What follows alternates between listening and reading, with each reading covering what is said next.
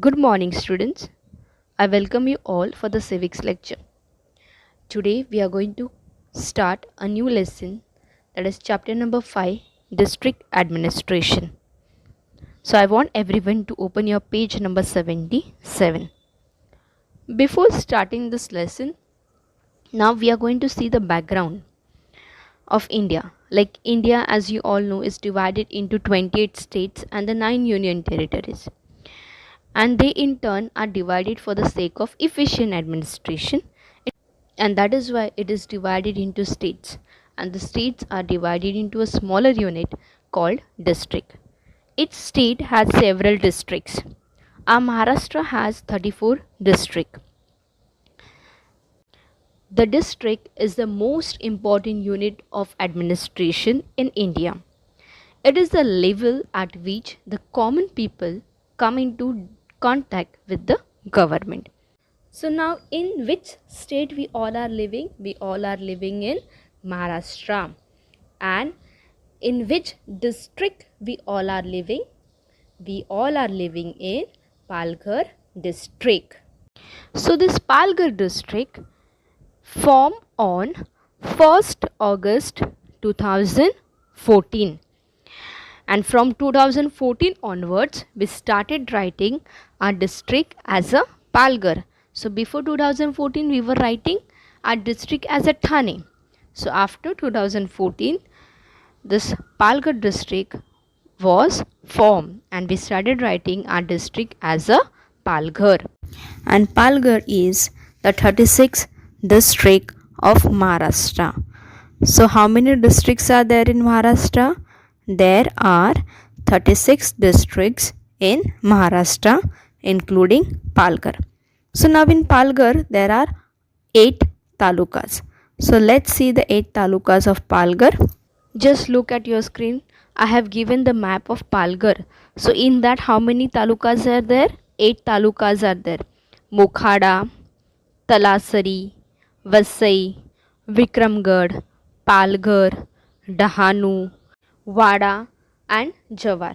So these are the 8 talukas which we have in Palghar districts. Now in which taluka we all are staying? We all are staying in Vasai taluka.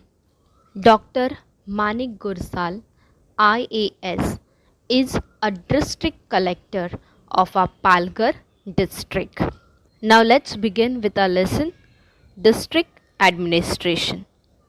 So in this chapter, we are going to study 3 points, that is district collector, the chief of the district police and the district courts. Now let's observe the picture which is given on your screen. Students, in this picture, you can see that 3 students are talking with each other about district collector. Let us see what they are talking about. The first girl is telling, we learned about Zilla Parishad, but there was no mention of the district collector. Now the second girl says, the newspaper always mention the district collector in the news. And the last, the boy says, our teacher will be able to tell us. My Didi says she wants to become a district collector. Do such questions occur to you too? The Zilla Parishad is a part of rural local government system, that is the Panchayati Raj system. But in Maharashtra, the administration of district is shared by both Zilla Parishad and the district collector.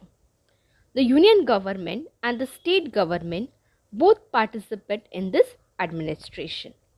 Now let's begin with our first point, that is 5.1, that is the district collector. The district collector is the head of the district administration. That means he will take care of administration of that particular district.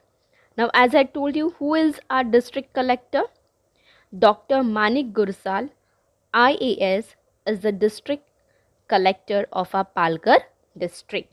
So he look after the administration of our Palghar district. He appoints by the state government. So who appoints this district collector?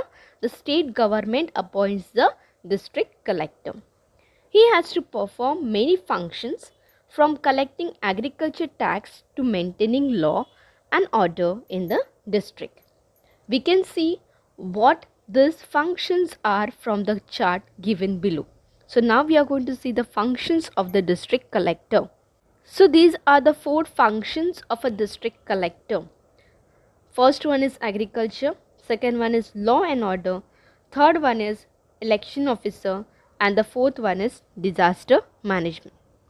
And what type of work he is doing in that particular function, that we are going to see. Now the first one is agriculture. He collects agricultural tax, implements laws relating to agriculture, and also provides help when there is no rain and drought occurs, or there may be a shortage of food. Fodder means a grass for animals to eat. Now let's see the second important function, that is law and order. To establish peace in the district, he also has to prevent an illegal gathering of people for huge meetings, processions, and functions. Sometimes he imposes curfew. Curfew means no one is allowed to move out of home for a certain period of time. If there is any danger like war, riots, a bomb blast, and we are also aware about the corona, so during that time they also impose curfew. So in this way he maintains social harmony and peace in the district. Now we are going to see the third important function, that is election officer. As a district collector, he has to ensure smooth conduct of election, take necessary decisions related to the electoral process, and update the voter list. That is the responsibility of a district collector. Now the next very important function of a district collector is disaster management. So during disaster, he has to take quick decision to prevent or minimize the damage. He also has to make arrangement for rehabilitation for those who are affected by disasters like earthquake, floods, etc. So these are the very important functions of a district collector. Now in the past year, the district collector of a Palghar district played a very important role in issuing orders to keep people safe from corona.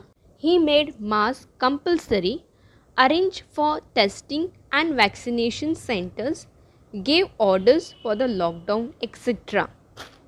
Now the next one is, do you know why it is important to maintain social harmony? Means peace. Means socially there should be no fighting, no violence, no chaos, etc. So there should be peace everywhere in the society. So why it is important and how it is possible, and why it is important to maintain social harmony? Because the difference of opinion, disputes and conflicts in the society must be resolved by a peaceful means. So the children's, there might be differences of opinion. As you know, each individual is different. Their way of thinking is different. And however, when this does not happen, it gives rise to tension. So if there are any differences of opinion or disputes are there or conflicts are there, if we are not going to sort out that conflicts in a peaceful way, then what will happen? It will give rise to the tension, and because of that tension, what will happen? It will lead to a violent incident, like fighting will happen, arguments will happen. Okay, so it disturbs the social harmony, and because of that fighting, because of that argument, it will disturb the social harmony or social peace, we can say. It acts as an obstacle to our progress, and because of that violence, it will act or it will become a barrier to the progress of a country. Public property is damaged. Many times we have seen, many times when the violence happens or the fighting happens, that time what is happening? the public property is getting destroyed or damaged. The district collectors makes efforts to prevent such occurrence, but it is the duty of citizens also to help maintain social harmony. So now it is a work of a district collector. He has to make efforts to prevent such occurrence of riots or the fightings or the arguments. But it is also the responsibility of a citizen, as we all are the citizen of India. So it is a responsibility of ours also to maintain a social harmony and peace in the society. And when the social harmony and peace will be maintained, then only we can achieve the progress of our country. Now the next one is Tahsildar. There is a Tahsildar for every taluka or a tehsil. Now as we all know, we are living in Vasai taluka. Okay, so for the Vasai taluka also we have a Tahsildar. Tahsildar is also an important officer who maintains peace and order in every taluka. As a judicial officer, the Tahsildar gives judgments to resolve the conflicts at the local level. The Tahsildar has the responsibility of maintaining peace and order in the taluka. So who is having the responsibility of maintaining peace and order in the taluka? The Tahsildar is having a responsibility. Now the next one is the chief of the district police. Chief means the head. In Maharashtra, there is a superintendent of police at every district headquarter. Now where we have a district headquarter? At Palghar. So he is the chief police officer of the district. So he is the head of police officer of that particular district. He helps the district collector to maintain peace and order in the district. As we all know, what is a very important function of a district collector? He has to maintain the peace and order in the district. And who is helping the district collector? The chief of the district police is helping the district collector to maintain peace and order in the district. In the city, the police commissioner has the responsibility of maintaining law and order. Now city like Mumbai. So who is having a responsibility of maintaining peace and order in Mumbai? It is a responsibility of a police commissioner. Now let's observe the map which is given on your screen. District administration. As we all know, the head of the district is known as a district collector. After that we have a deputy district collector. Then we have a Tahsildar at the taluka level. Then we have a Talati, and then we have a police patil. Then the superintendent of police we have at every district headquarter who help the district collector.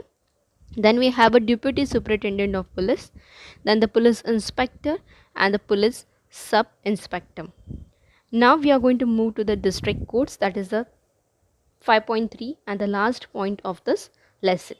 Students, now tell me, when you quarrel or fight with your brother or sister at home, who sort out your misunderstandings or problems between you and your brother or sister? Exactly, your parents. So our parents solve all our problems. Similarly, the disputes and fightings at the district level are resolved at the district court. The court at the district level have to perform the function of resolving disputes and delivering judgments and ensuring that conflicts are resolved at the earliest. So this is the function of the district court. So what is the function of a district court? To resolve all the disputes and deliver judgment, to give the judgment and ensure that the conflicts are resolved at the earliest. So this is a function of a district court. The Constitution of India has established an independent judiciary. These courts deliver judgment and justice. At the apex or top, we have a Supreme Court of India. Below this are the high courts, and below them are the lower courts. This includes district courts, taluka courts, and the revenue courts. The court at the district level is known as a district court. So the court which we have at the district level, and that court is known as a district court. The court which we have at the taluka level, it is known as a taluka court. So the district court has a chief district judge and some other judges. The main function is to hear the various cases in the district and deliver the final judgment. This is the main function of a district court. What is the main function of a district court? To hear the cases and give the final judgment for that cases. A person can appeal against the judgment of the taluka court in the district court. For example, if any person who has appeared in taluka court but he has not got the proper justice, then he can appeal in a district court. Now look at the map which is given on your screen. District court, we have a civil judge and the session judge. Civil judge is for the civil cases, and the session judge, in that we have a two, that is magistrate 1, that is first grade, and the magistrate second grade. For criminal cases we have that. Now the next very important organization, that is disaster management. Sometimes we may have to face a calamity. It could be a natural disaster like flood, fire, a cloud burst, cyclone, earthquake, landslide, or problems like riots, bomb blast, breaking of dam, epidemics, etc. So these disasters leads to loss of human lives and displacement of people, beside tremendous financial loss. Therefore, the issue of rehabilitation become important. So disaster management is a process which enables one to face a disaster in scientific and organized manner. The entire machinery of the district is involved in this process. Advance in technology make it possible for us to get prior information about several kinds of disaster, like a system which we can predict and warn us of floods or storms has been developed. This help us to be better prepared to face the disaster. So because of this disaster management, it provide us the prior information about a particular disasters. Many times we heard in news channels like during this time, during this period, the heavy rain is going to happen, or the flood is going to come, or the cyclone is going to happen. So in such cases they are warning the people, so the people are taking care of themselves. So how they come to know all those things? Because of the advanced technology, they have prepared such type of gadgets which give the prior information about the several kinds of disaster like earthquake or the cyclone or the heavy rainfall. Okay, and this help us to prepare ourselves to face the disaster. So the district collector orders the district management in times of disaster like flood, cloud burst and cyclone, etc. And here the role of disaster management is very important, and the entire team of district is involved in this process. Now you have to always remember this. It is important to remain alert during a time of crisis. You have to be very alert. To face a disaster, one needs to help the poor people as well as the different system and organizations.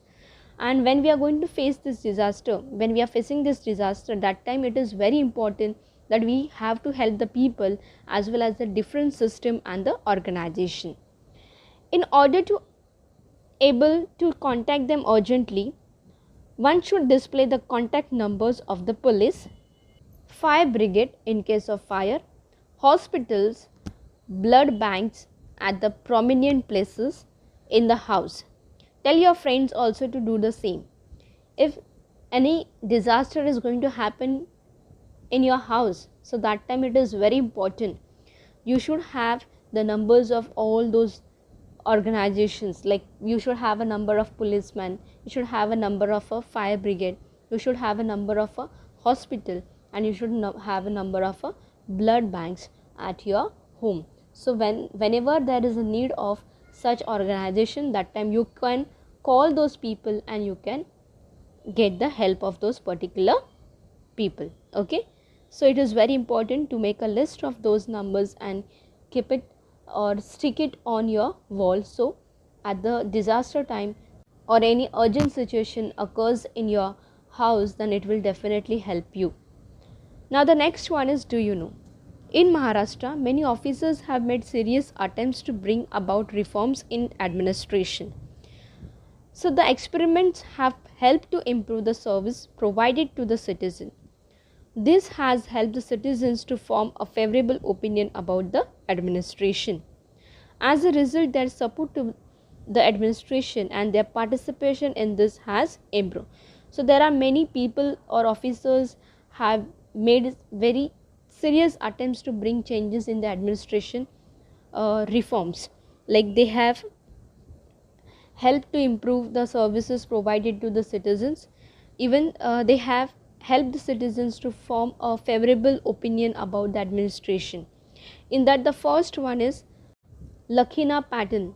In order to make the administration efficient and to increase the quality of public services available to the citizen, Shri Anil Kumar Lakhina brought about many reforms when he was a district collector of Ahmednagar district. So when he was a district collector of Ahmednagar district, that time he made many changes, or he brought the reforms in many services or the administration.